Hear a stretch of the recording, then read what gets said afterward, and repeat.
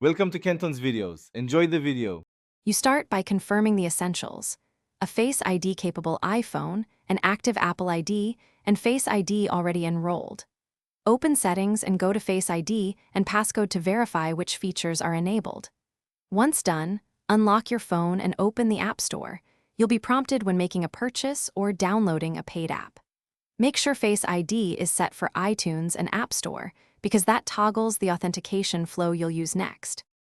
Now you authorize purchases. In Settings, right arrow Face ID and passcode, enable iTunes and App Store so the App Store can request Face ID. Next, tap to download a free or paid app.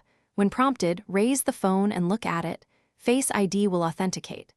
If the prompt doesn't appear, make sure attention detection is on. Otherwise, cancel and retry. You can also confirm payment details in your Apple ID settings so the App Store has the right billing method. To finish, verify the app installs and that the purchase receipt appears in your Apple ID purchase history. If Face ID won't authenticate, try toggling iTunes and App Store off and on in Face ID settings, then retry the download. This often clears permission hiccups. If issues persist, reset Face ID and re-enroll your face, check that the true depth camera is unobstructed, and confirm your Apple ID billing info. One of those fixes will usually.